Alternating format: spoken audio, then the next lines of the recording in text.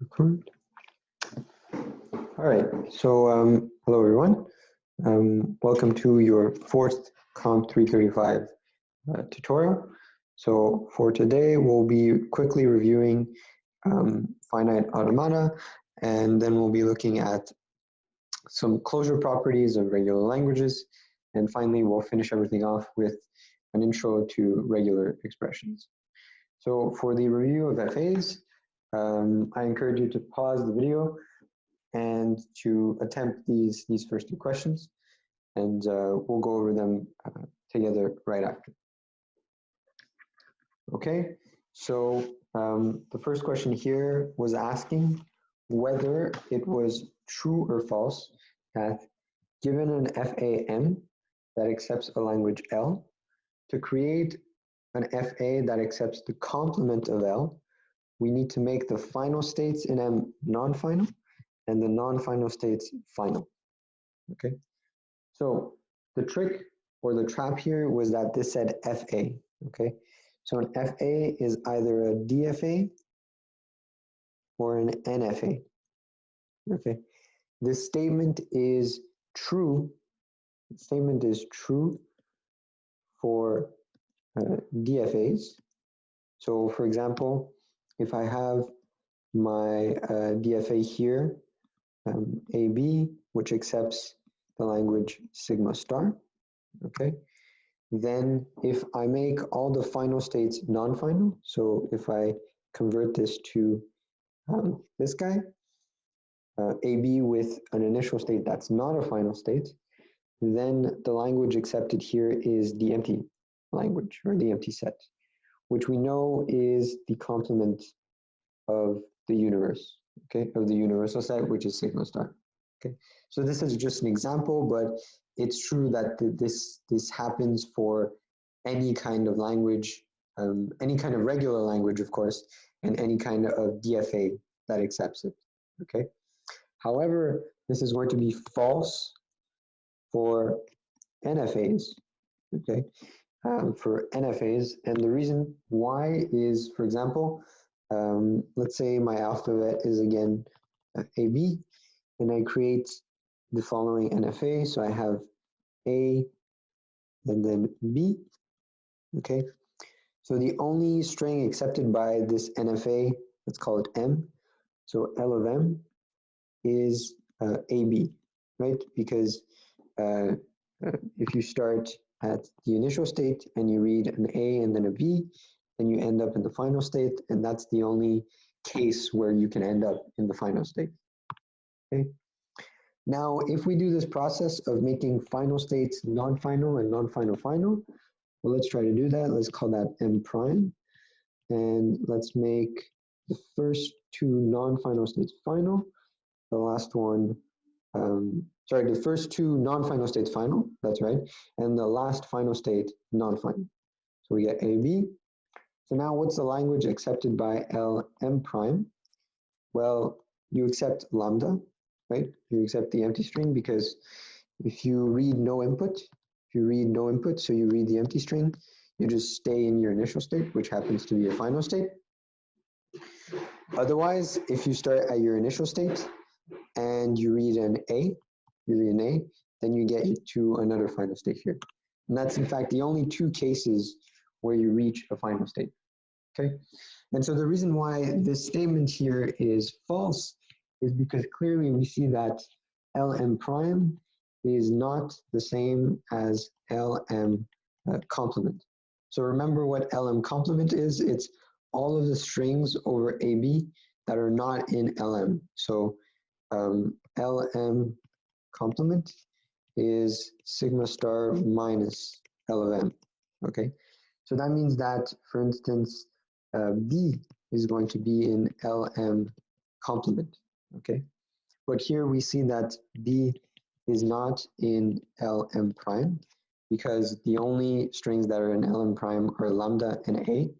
Okay, so this implies that LM prime is not the same as LM complement. Okay, so that's why this statement here was false. Okay. Next, we wanted to know what the language denoted, or sorry, what the language accepted by the following NFA was. Okay, so we had this NFA.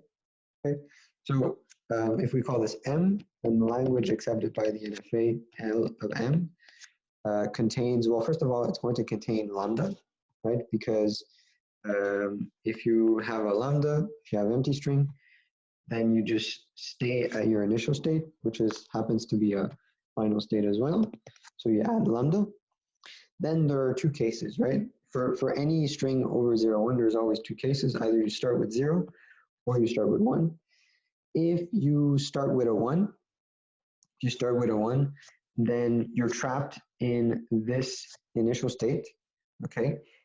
And you may or may not have more strings to read, more input to read, okay? So someone might say, oh, I finish in a final state, so that means that 1 followed by anything is accepted, but in fact, that's not true. 1 followed by anything is not accepted because the input needs to finish and it needs to end up in a final state to be accepted, okay? So this is not going to happen in this case. 1 is going to be stuck. It's going to be stuck in Q0. It's not going to finish in Q0. So there's a difference here, okay? So that's why if you start with 1 and you have anything else after, that's not going to be accepted. On the other hand, if you start with 0, okay, well, let's just see if 0 is accepted. So I read a 0 here, now I'm in Q1, and now I use my lambda for free and I go to Q2, and then I use another lambda for free and I go back to Q0. So I end up in a final state in one of the walks, so that means 0 is accepted. So 0 is going to be an L of M, okay? And then in fact, for 0 followed by any string, so let's say you have 0 and then any, so I'm going to write A1, A2, A3 for a bunch of symbols, okay? What's going to happen here is you're going to read your 0 from Q0, and then you're going to loop for each of these symbols A1, A2 in Q1, and then at the end of your string, you're just going to use the 2 lambdas again for free to go to Q2 and then to back to Q0. You're going to end up in a final state, so that means any string that starts with a 0 is going to be accepted, okay? So in fact, L of M is going to contain 0, 0, 1, 0, 0, and so on. Or you could sort of write this more neatly as the set containing lambda union 0 followed by any string W, where W is over 0, 1 star, okay? So that's the language accepted by this NFA, all right? So that's for the review of the finite automata. So now for closure properties of regular languages. So just a reminder about regular languages. We showed in the previous tutorial and you saw in the previous lecture that the set of languages accepted by NFAs is in fact exactly the same as the set of languages accepted by the DFAs, meaning that if you want to show that a language L is regular, you only need to show that there is an FA, so either a DFA or an NFA. You don't need to show both. This can be either one or the other. You need to show that there exists an FAM that accepts the language L, okay? That's sufficient to show that L is regular, okay? So now with this concept of regular in mind, are there any conclusions we can make from combining L1 with L2 with, for example, a union or an intersection? That is, can we say that this is always regular, sometimes non-regular? So how can we what are the conclusions we can make? And that's the point of closure properties of regular languages, okay? So we have a definition here, which is just formal for your information, basically. So if you have any two regular languages, L1, L2, so they're both regular, and you have L1 theta, but just think of theta as an operation. So for example, a union, a difference, an intersection. If you have L1, an operation L2, and this is always regular, then you say that regular languages are closed under that operation, okay? So what are some operations under which regular languages are closed? Well, the first one is for any two regular languages, L1, L2, L1 union L2 is also going to be regular, okay? So remember, to show that something is regular, you need to create an FA that accepts it, okay? So how can we create an FA L1 that accepts L1 union L2? So what we can do is, suppose we have the machine M1 such that L of M1 accepts L1, right? So M1 is the machine that accepts L1. Let's just represent that by a box. And M2 is the machine that accepts L2. So L of M2 is L2, okay? So now what I'm going to do is, I know this guy has an initial state. I know this guy has a final state, another initial state.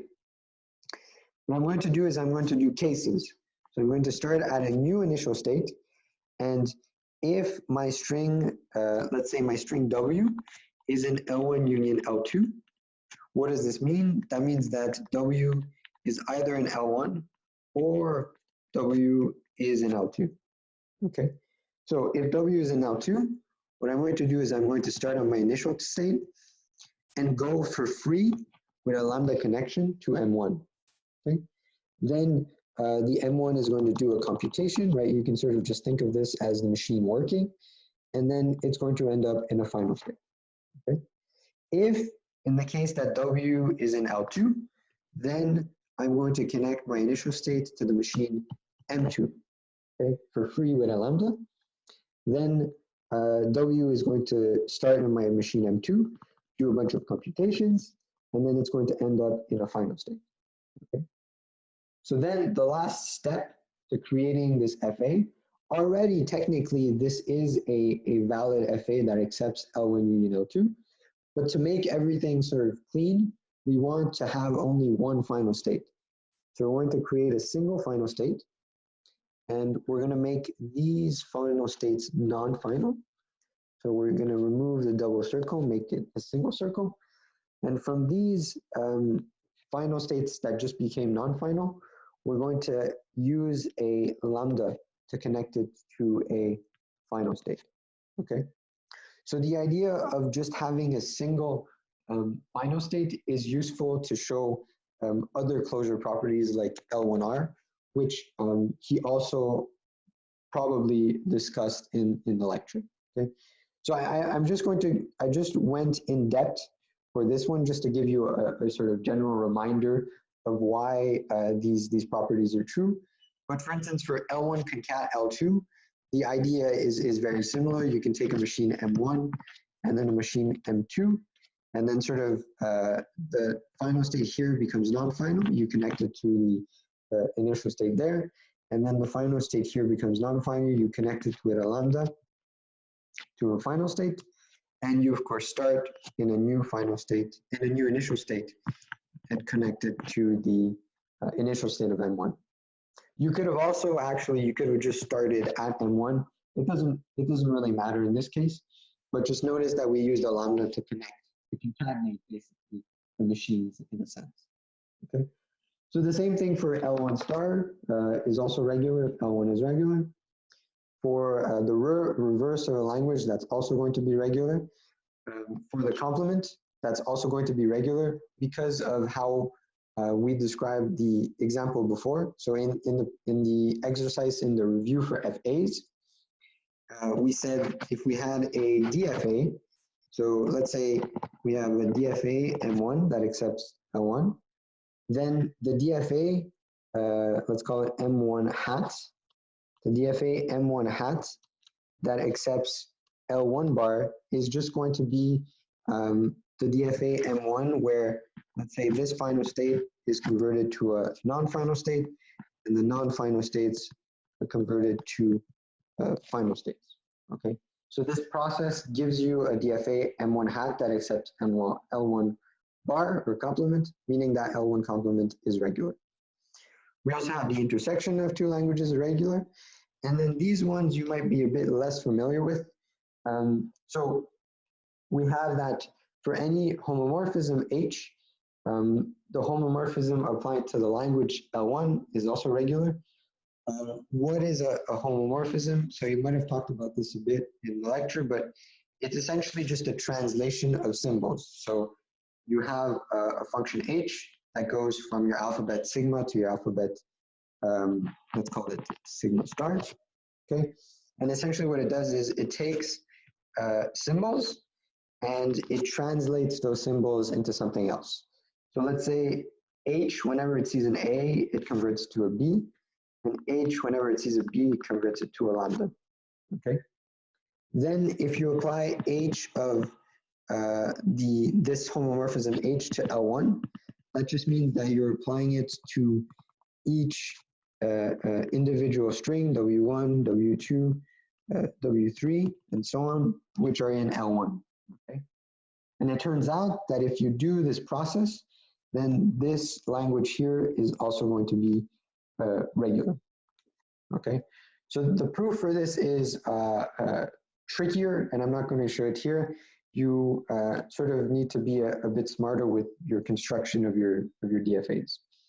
But just know that you can use this if you want to sort of do proofs in an assignment or in a test or in a quiz.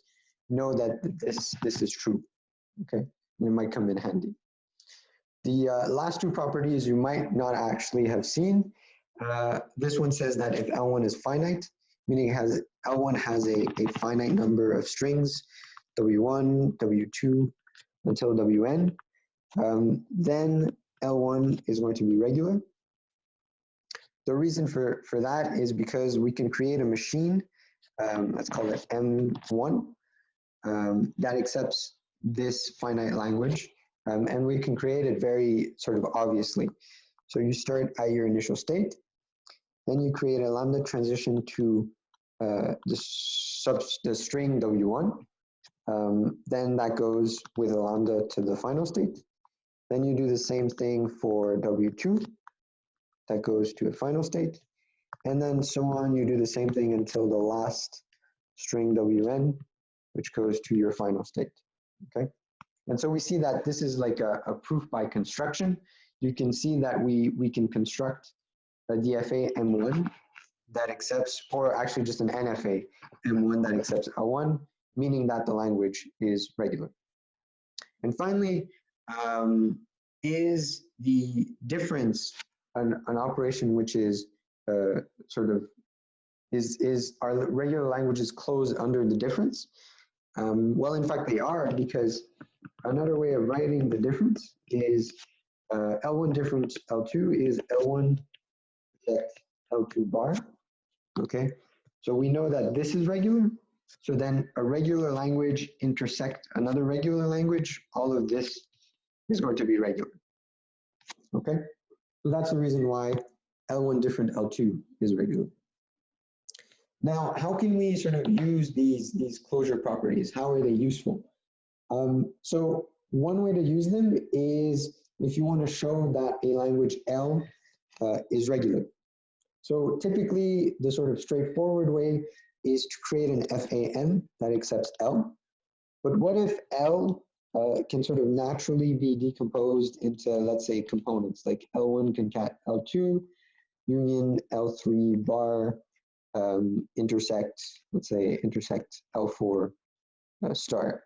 If it can naturally be combined with these sort of smaller languages, if we can show that each individual component is regular, then we can use the closure properties to show that all of this is regular, okay? And that's the examples that we're going to see right now, okay? So given these three languages, L1, L2, L3, we want to know if L1 concat L2 union L3 is regular. So to do this, the first thing we need to do is check that each of these languages, L1, L2, L3, are regular. So how do I do this? Well, I either use the closure properties or I just create an FA that accepts each language.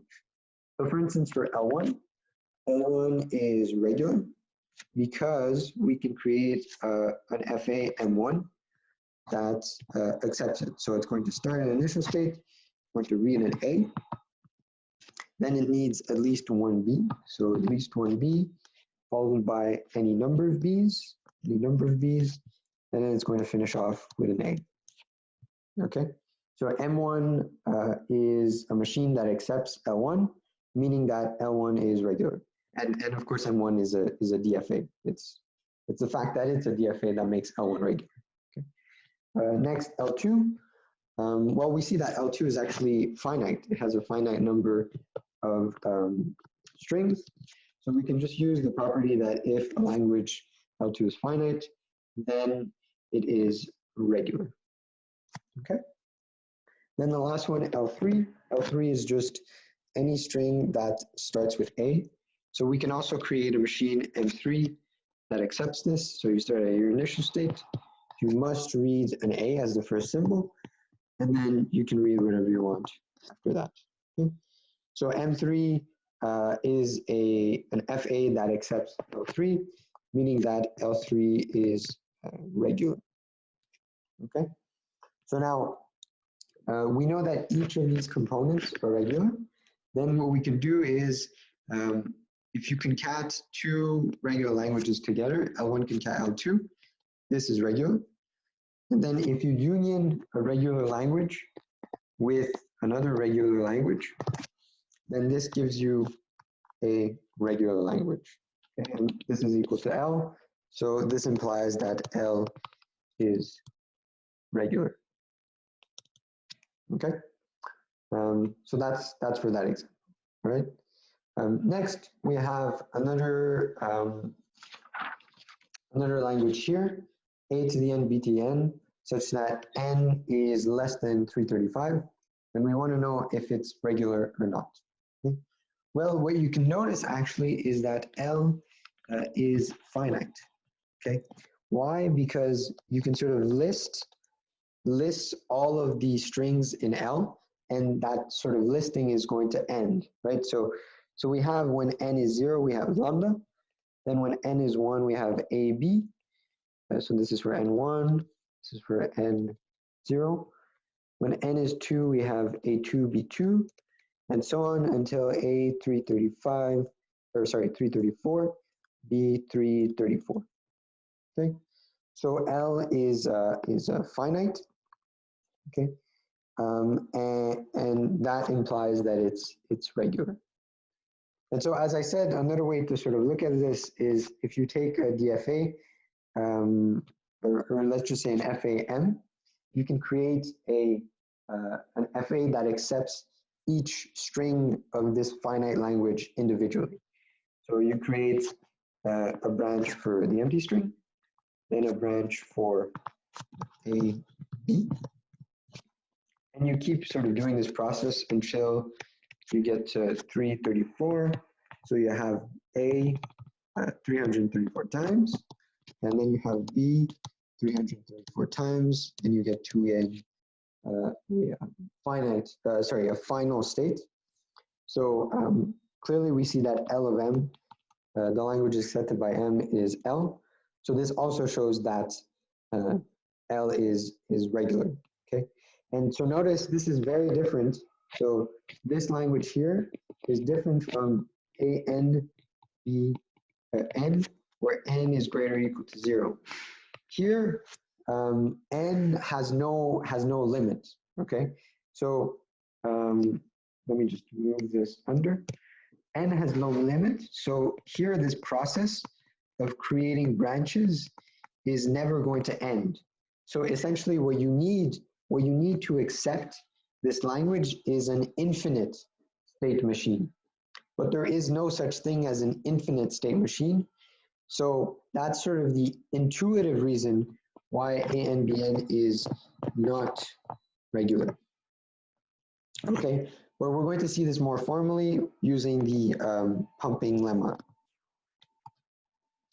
in upcoming lectures. Okay, Then finally, another example of this sort of type, we have a language A prime, which contains the strings x concat 1, where x is in the language A, and we know that A is already regular, okay? And we want to show that A prime is also regular, okay? So what we can sort of notice here is that A prime can be decomposed into two regular languages. So A prime is going to be equal to the language A, and then what we want for A prime is we want any string in A followed by a 1. So we're just going to concatenate this with a 1, right? So we know that this guy is regular, and we know that this guy is finite, which just means that it's also regular, okay? So altogether, these languages, the concatenation of these two languages is going to be regular. So this shows that A prime is also regular, okay? So now a couple of exercises for you. These are a bit trickier, so take a bit of time to look through them, and we'll go over them together.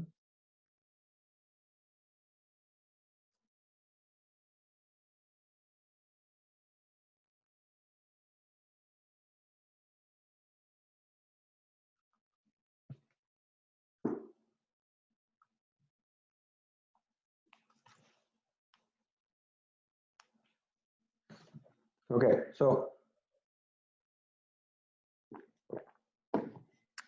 let's go through the solutions together.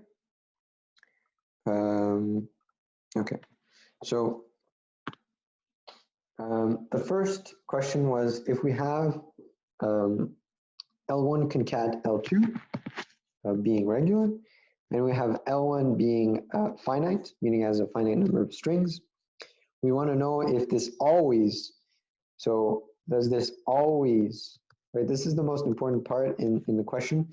Does this always mean that L2 is regular? Okay. And in sort of maybe 99% of the cases where you're trying to prove or disprove these statements, a good way to start is by using the empty set, sigma star, and sometimes the set containing lambda. Those guys are gonna really help you find counterexamples. And so obviously, if I'm talking about counterexamples, that suggests to you that this is probably false.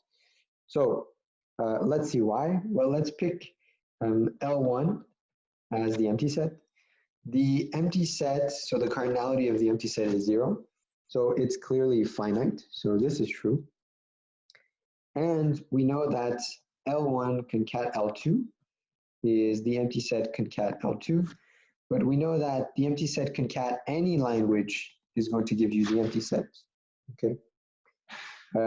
As I said, the empty set is finite, so it's also regular. Okay, so that means that L1, L2, which is the empty set, is regular.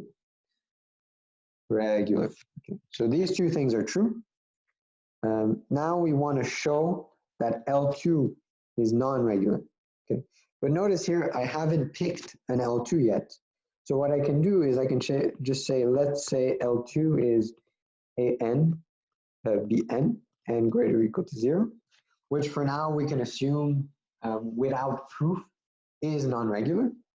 L2 is non-regular, and so this automatically disproves the statement because if you take this non-regular language, you concatenate it with L1, it gives you a regular language, and it contradicts the fact that L2 must be regular. Okay, so this is in fact false. It's not true. Okay, so for the exercise 4, we had if the reverse of L is regular, does this imply that L complement is regular? Well, in this case, what you needed to remember is that if you reverse the reverse of a language, you just get that language back again. Okay, so L of R, L reverse is regular. Okay, if you reverse a regular language, you also get a regular language, okay? But L reverse reverse is L, okay? So that means L is regular,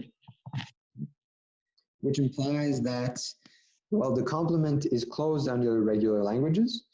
So, or sorry, regular languages are closed under the complement. So L complement is going to be regular, okay? So this is in fact true, all right? For the last exercise here, we had we wanted to know whether for two non-regular languages, L1, L2, is there ever a case where the union of these two is regular? Okay. So this one might not seem immediately very obvious, okay? But it is, in fact, true that you can find two such languages, okay? So I'm already going to write it here that this is false, okay? And I'm going to show you why.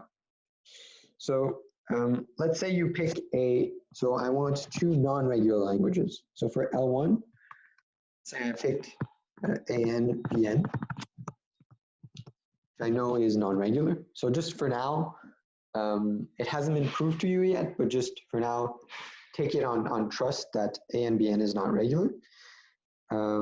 So L1 is not regular. Now what we're going to pick for L2 is L1 complement. Okay. So now you're probably asking yourself, well, why is L1 complement non-regular as well? How do we know that for a fact? Okay. So this is sort of a mini proof within the exercise 5. So my claim is that L1 complement is non-regular. Okay, so that's my claim.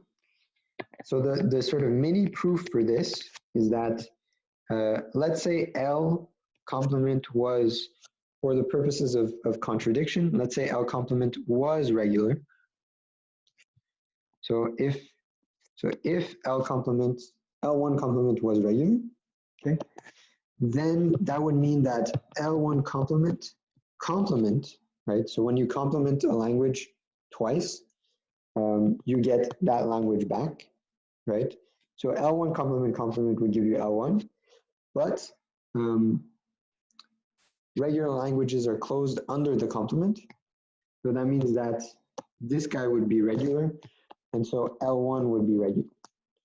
But we already assumed here that L1 is non-regular, okay?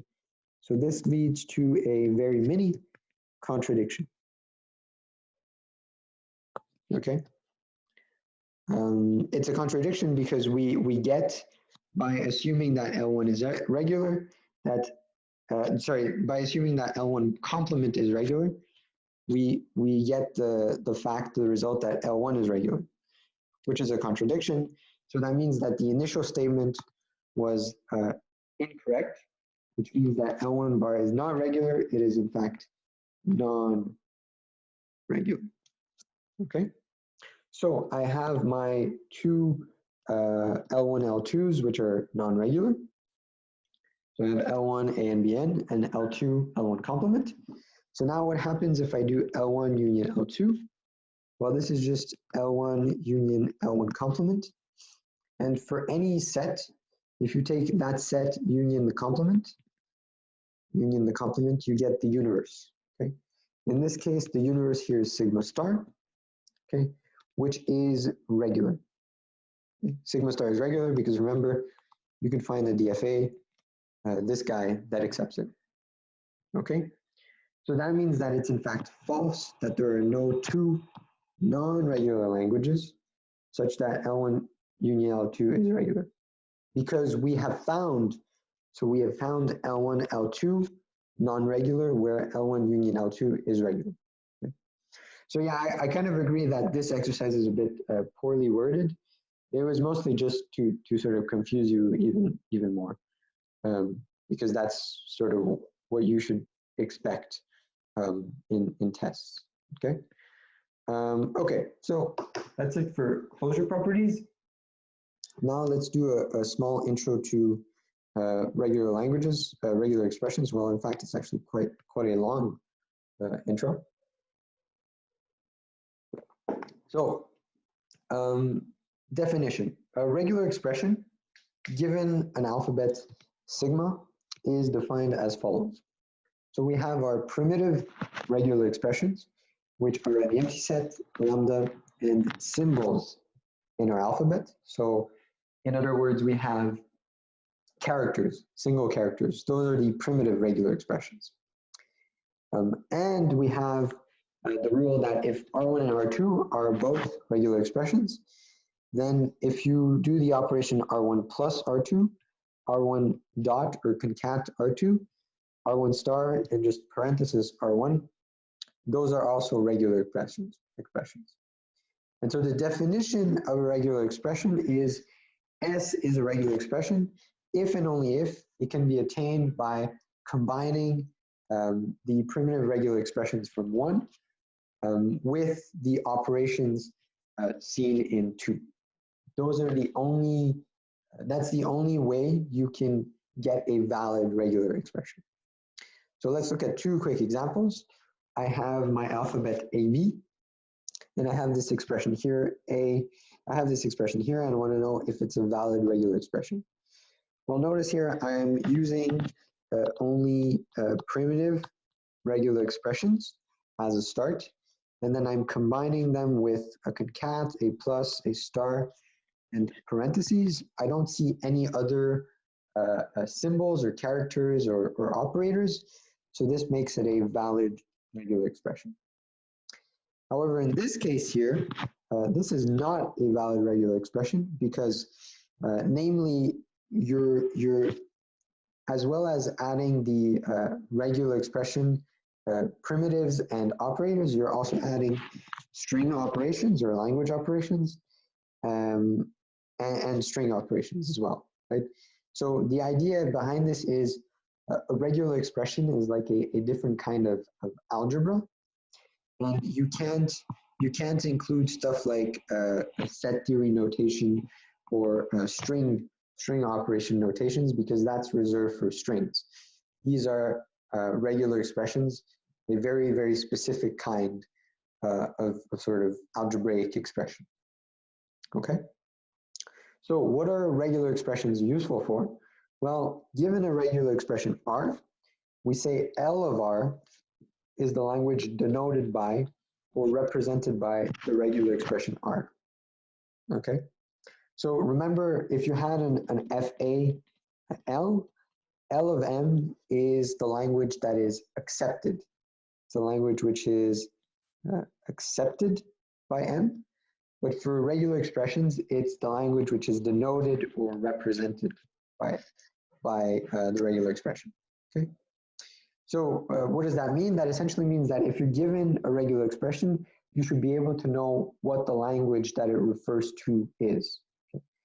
And to find this language, what you do is you apply these operations. So L of the empty set is the empty set. L of lambda is the language lambda.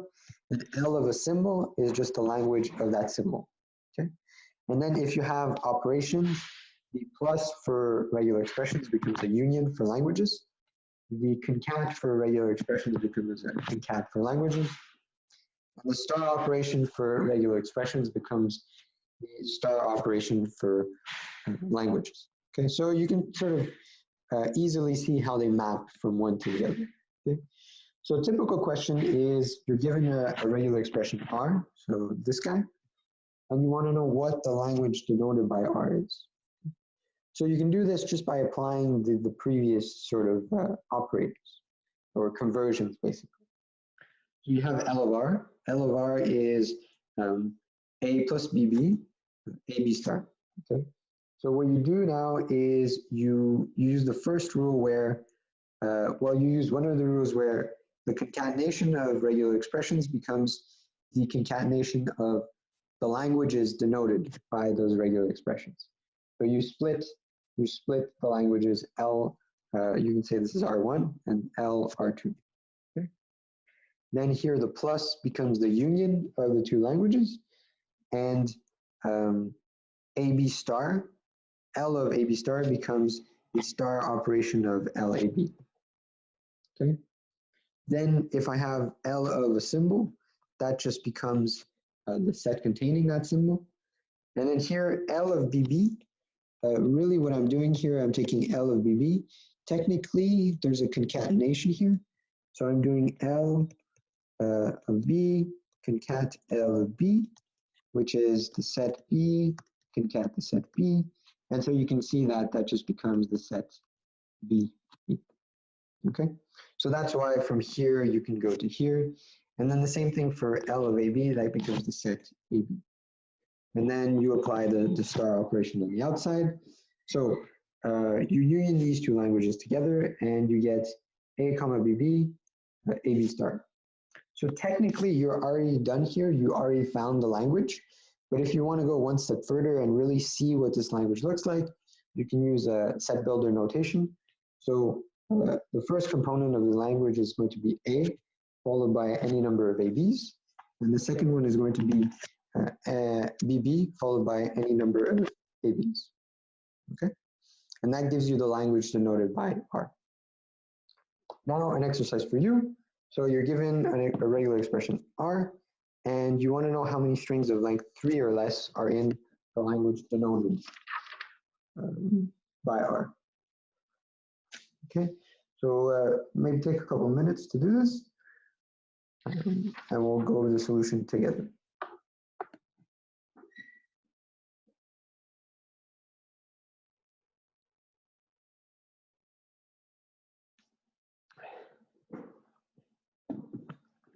Okay, so in this exercise here, really there's two things to do.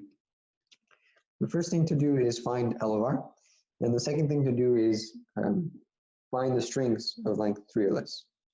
So let's do it. We have L of R. That's just going to be L of, so big bracket 0 plus 0, 1, concat 1 plus 1, 1 star. Okay. And then this is going to give you L of 0 plus 0, 1, concat L of 1 plus 1, 1 star. So now I'm just splitting these with the concatenation rule. Then L of 0 plus 0, 1 becomes just the set 0. And now I'm going to skip the union part, so you know that this plus becomes a union for languages. It's going to give you 0, 0, 1. Okay. And you're going to concatenate that with, so I'm going to take the star out, and I'm going to have 1, comma 1, 1. Okay. So now you're technically already done, okay? But what you can notice is this can be simplified because 1, 1, 1 star, okay? What is this? This is going to be lambda, then any number of ones.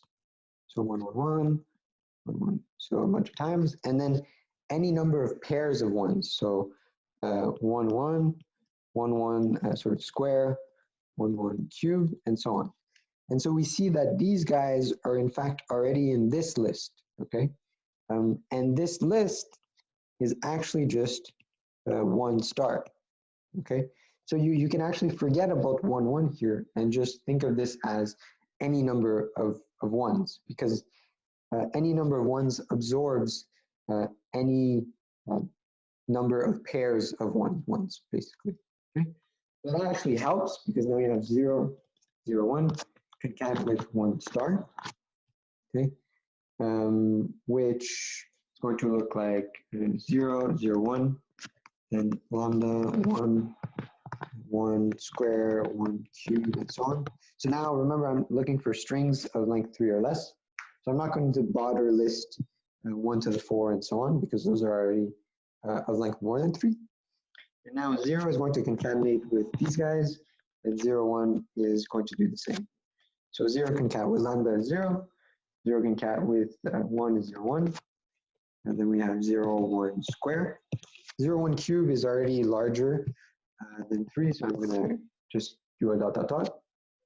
Then for 0, 1, I get 0, 1 lambda, which is a 0, 1. I get 0, 1, 1. And then 0, 1, 1 square, which is already greater than 3, so I can just do a bunch of dot dot dots. And so now I see that the strings of length 3 or less are 0, 0, 1, 0, 1 square. And then this 0, 1 is repeated, so I'm not going to count it. So the strings of length 3 or less are 0, 0, 1, and 0, 1 square. So there are 3 of these. Okay? And that answers how many strings of length 3 or less there are. Okay. Okay. A last example of sort of what is the language denoted by R. So in this case, I have L of R, okay, intersect another L of R. So I have to do the representation twice, basically. Okay. Okay. So let's do it for this guy first. So we have L of all of this guy star. So I'm just going to automatically take the star operation out. And I'm going to get L of A plus lambda, empty set star plus B plus the empty set. Okay, so already equals. And this is going to be equal to, so I keep my star out. And now I'm just going to do so the plus becomes a union. So I get union of L of B is just the set containing B. L of empty set is the set containing the empty set. And then this one's a bit trickier. You get L of A plus lambda concats empty set star. So that just becomes A plus lambda, which is A with lambda together. Okay, concat sigma star. Sorry, not sigma star, empty set star. Okay, so just why? Because L of empty set star is L of empty set whole star, which is just empty set star. Okay, so now I'm basically done with regular expressions. I just need to do language operations. Okay, so empty set star is the set containing lambda, the language lambda, union B, and then union the empty set. So if I have A union the empty set, that's just going to give me A, because the empty set doesn't give you anything, doesn't give A anything else. Okay. Then if I concatenate a language with the empty string, the concatenation doesn't give me any new strings because W, empty string is just W. Okay, so that's for this guy. So I'm just going to get A lambda, and I'm going to union that with B. Okay, and so don't forget the star here. I can actually drop these parentheses. They're not really helpful. Okay, so now I have A comma lambda comma B star. And so really what this is, it's in fact the same as AB star. Okay, why? Because here, notice the lambda, when it's going to concatenate with the A's and the B's, it's not going to modify any of the strings. So really, this is also the set of strings, all of the set of strings over AB. Okay, so maybe I should have written here that we were considering sigma AB. Okay, so that's for this language here. So I essentially get sigma star. Okay, so now I need to do sigma star intersection, and then I'm going to write this guy over here. I'm going to get equals L of A B A star.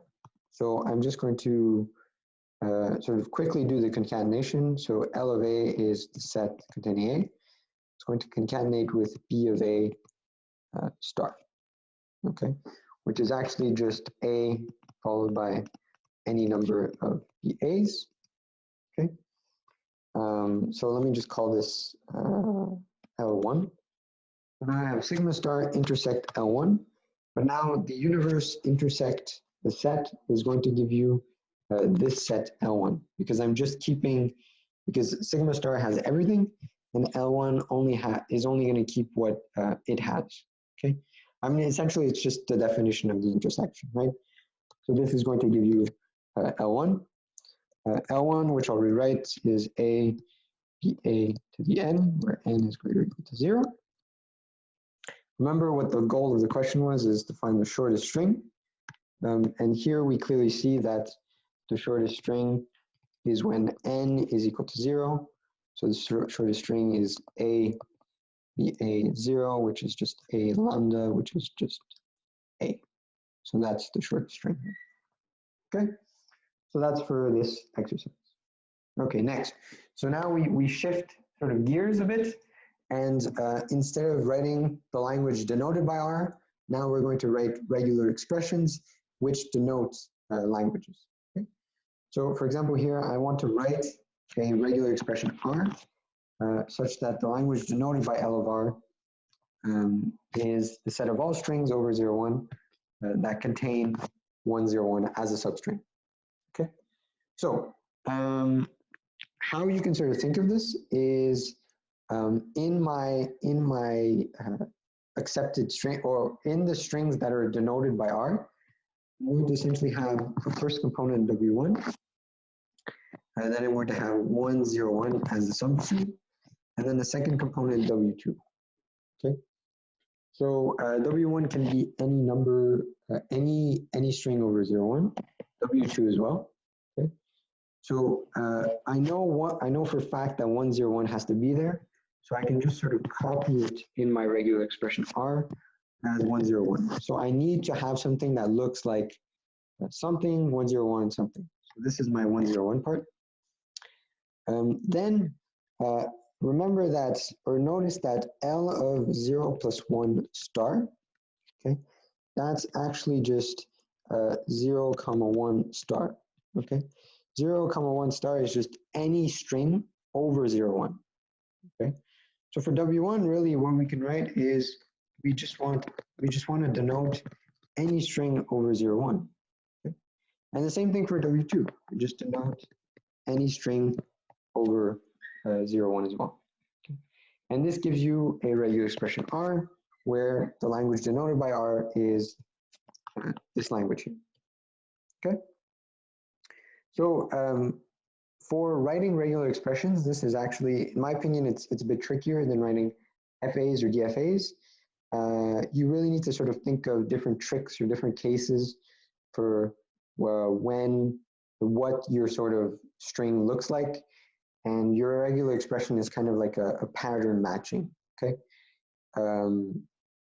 So let's just try another exercise, okay?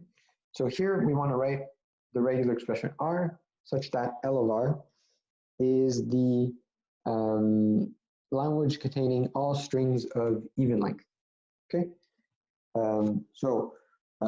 Let me just list a couple. I know you know what they look like, but so I have lambda, I have 0, 0, 0, 1, and then I have stuff like 0, 1, 1, 0, 1, 1, 0, 1, right? So what you sort of need to notice here is the pattern that you need to notice here is my string W is going to have K, so my string W has length 2K, and essentially it's going to be composed of pairs of strings. So first pair 0, 1, another pair 1, 0, and so on, and a last pair 0, 1. You're going to have K such pairs. Okay, so how would you write a regular expression that sort of denotes this? Well, essentially, you're trying to match any number of any pairs of 0 or 1s. Okay, so my pair is either going to start with a 0 or a 1. Right? This is the first component of my pair. So my pair here. Then the second component of my pair is going to have a 0 or 1. So just imagine this as this 0 plus 1 here. Let me use a different color. 0 plus 1 here is a 0 here. The 0 plus 1 here is a 1 here. Okay? And then this pair here, it can occur any number of times. So any number of times in regular expressions is just a star. Okay? And here we see that we get a regular expression that denotes all of the strings of even length. If you want, actually, you can write this more explicitly as just all of the possible pairs over 1, 1, over, sorry, 0, 1. So I have the pair 0, 0, 0, 1, 1, 0, 1, 1. So for each new pair, it can be any of these 4 cases. That's why I'm using a plus. The plus is like an or. And then it can happen any number of times. That's the reason why my sigma, my star operation is there. Okay. So that's for this language. Then another example or exercise where you write a regular expression denoting the language. Actually, I haven't even said. So I encourage you to pause, of course, the video, try the solution yourself.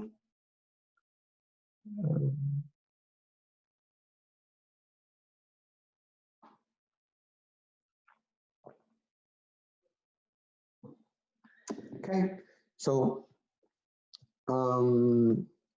what was I saying? Yeah, so you want to write a language, not a language, sorry, okay. You want to write a regular expression R that denotes this language here. Okay? And the strings in this language, what they look like is they look like they have 3 components. They have the component V, W, W, and V. Okay? So this component, this first component, and this last component are the same, and moreover, they have exactly length 2. Okay? And then in between these 2 V's, I have strings of any length over AB. So immediately what you have is you have cases, because you know that V is of length 2, but there are 4 strings of length 2 if you're dealing with AB. You have AA, so it's going to start with AA. Your pattern is going to try to match strings that start with AA and that end with AA, or they could start with AB and end with AB, or they could start with BA and with BA, or finally they could start with BB and end with BB. Okay? And in between here, it can be anything, right? Everything is fair game. So everything being fair game, or all of the possible strings over AB, that's just, as we know, that's denoted by A plus B star, okay? Because if you take L of this, it gives you A comma B star, all of the strings over AB. So then what I need to do here is for my component W here, in between the V's, I just write A plus B star. And I do the same for all of the cases, okay? So for these 4 cases, and now, as I said, these are cases. So either the pattern can look like this guy, or, so think of the plus as an or, it can look like this guy, or it can look like this guy, or it can look like this guy, okay? And so we see that sort of constructively, we have created a regular expression R, where L of R denotes sort of the language, this language that you were aiming for. Okay, so maybe just a little comment about this. Writing regular expressions, as I said, is not, is probably harder than writing or drawing FAs. But we'll sort of see a way of converting FAs to regular expressions. Not in this tutorial, but hopefully in the next one. And the other thing I wanted to say is I know that's actually part of your assignment. So if the assignment stays at the same due date, then what I'll try to do is I'll try to, well, the other TA and I will both sort of collectively try to make some material that could help you in solving the assignment questions that we still haven't covered. Okay? All right, so that was for exercise 9.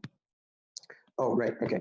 So the next concept in the before last concept in this tutorial is the idea of equivalent regular expressions.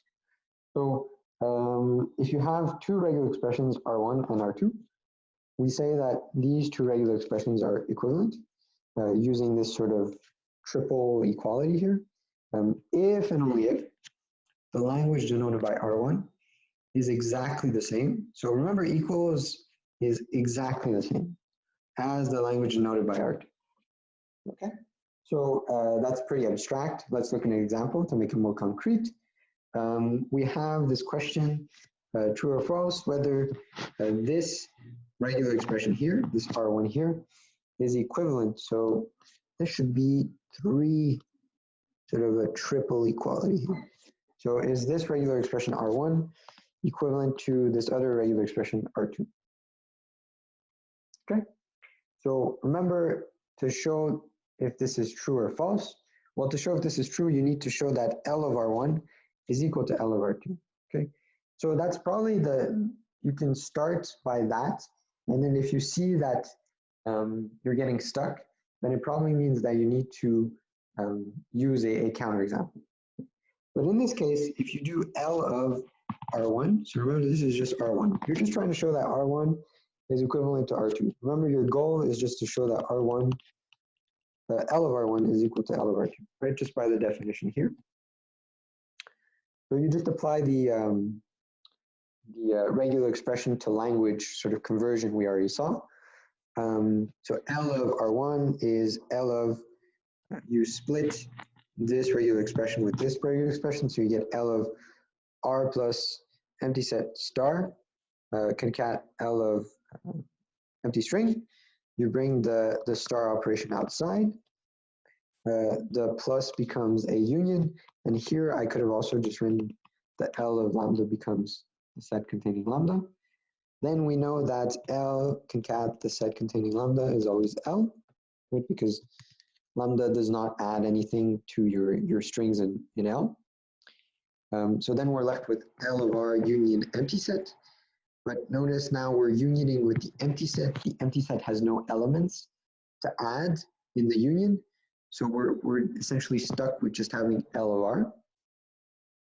We have L of R star. And the last thing is, because we want to show L of R1 is equal to L of R2, we bring, since R2 is R star, we bring the star back in here. So we get L of R star. Okay, and we see that L of R1, so R1 is this guy, is equal to L of R2, which means that the regular expressions are equivalent. Okay, now a couple of exercises for you.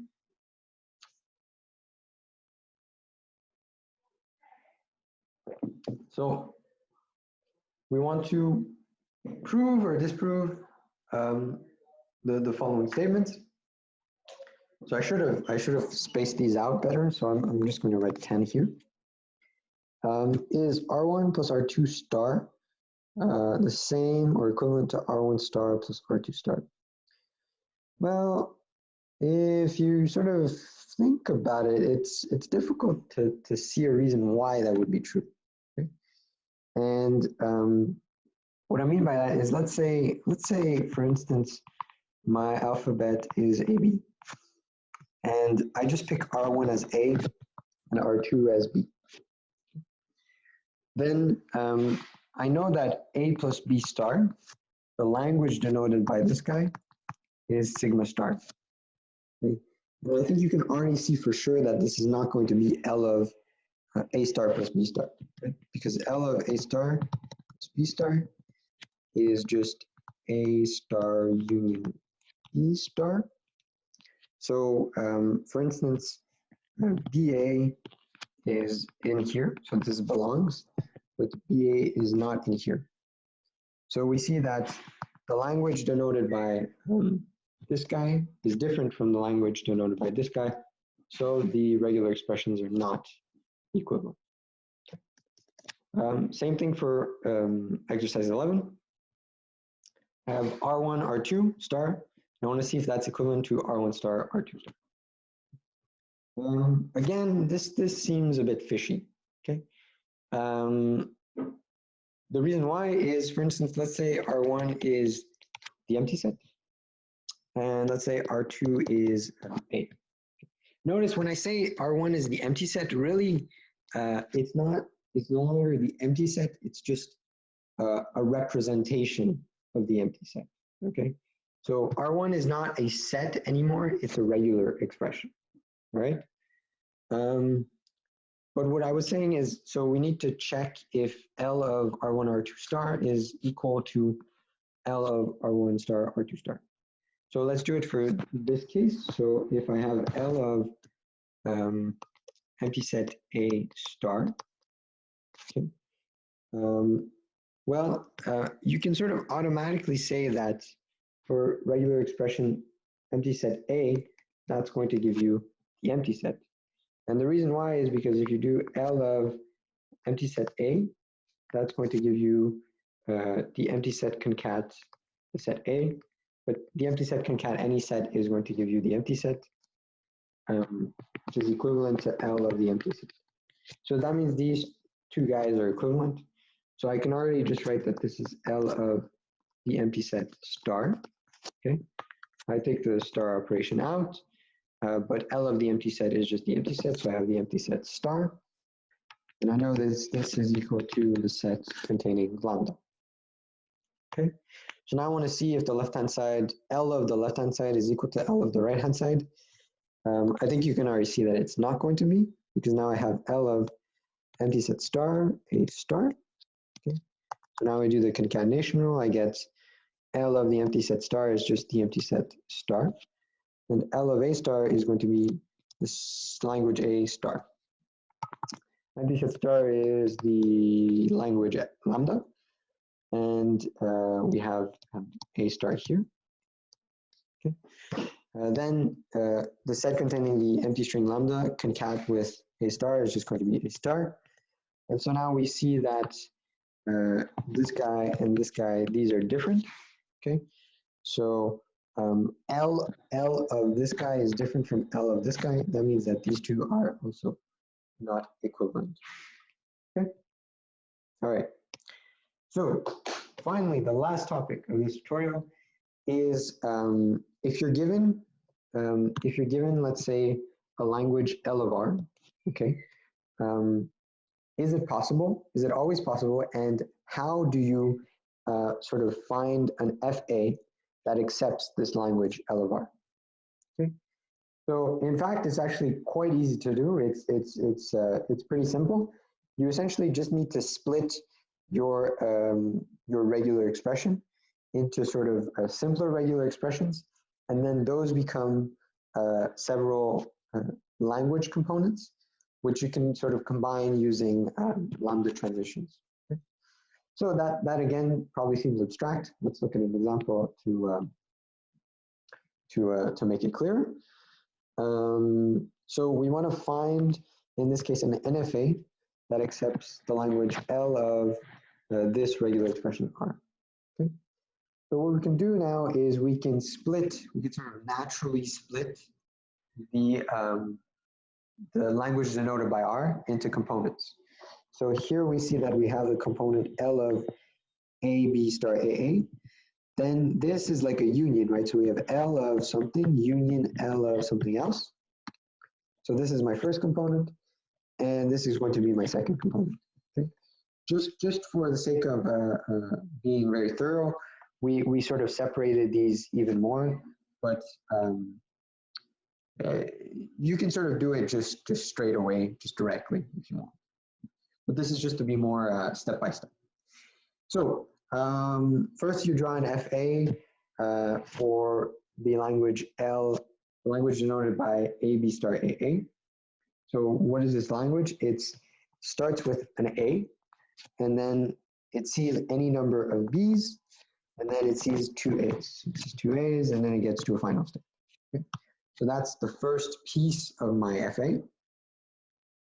Then I have the piece B here. So what's the FA that accepts the language denoted by L of B, which I just copied there for no reason. So that's just going to be the machine that starts at this initial state, it sees a B, and it goes to a final state, right? Pretty simple.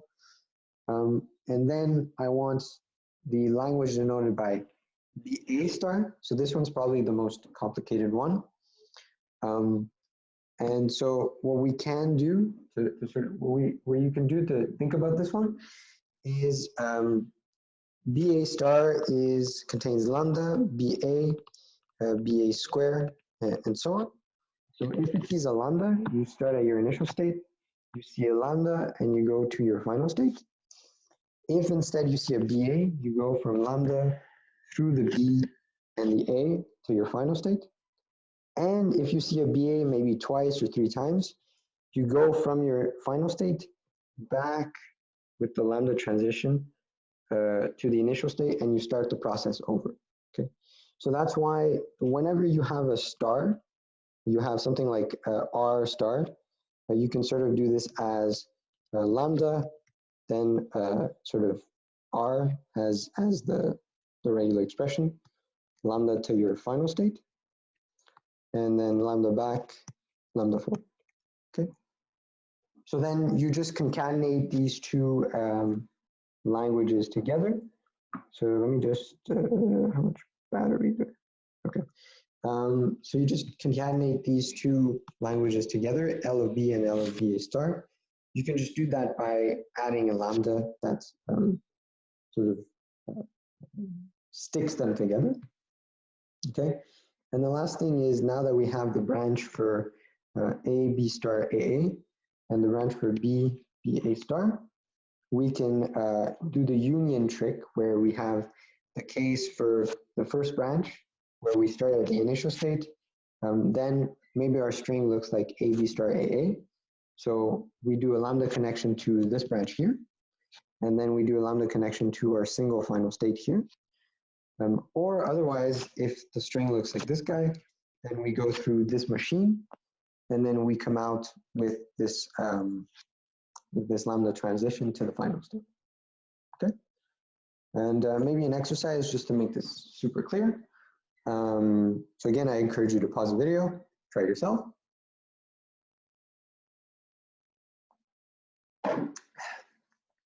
But let's do it together now. So we have essentially two natural components. We have L of A, B, B star. So to create the FA that accepts L of A, B, B star, then that's just going to be, you start at your initial state, you get a lambda, you go A, B, B, and then you use another lambda to go to your final state. Or what can happen is from your initial state, you just read a lambda, so you go here. Or also what can happen is you read ABB, and then you read another ABB. So you go back here, and you read another ABB, okay? So that's going to be, if you start at your initial state, it's going to be one branch. Okay? Then the other branch is going to be A star B, B star. So you're going to go to your other branch. You're going to start with any number of A's. Then you're going to see a B. You're going to see any number of B's. And then you're going to do a lambda. Well, I mean, this could be your final state, actually. Yeah, you just make that your final state. Okay. And then what you really want, I mean, it's not necessary, but just to keep everything consistent, you make your two final states non-final, and you just create one single final state. Okay, so this is very useful if after that you have maybe a reverse, because then the reverse you would just start here and then make all your edges go back. Okay? But for that info, just look at the lecture slides. They give a sort of good explanation of the reversal of the language. Okay, and so this is the FA that accepts the language denoted by this guy. Okay, so that's essentially it. The last thing maybe to say about this is we saw that if you have a regular expression R, the language denoted by R, L of R, okay, we know that we can create an FA that accepts it, okay?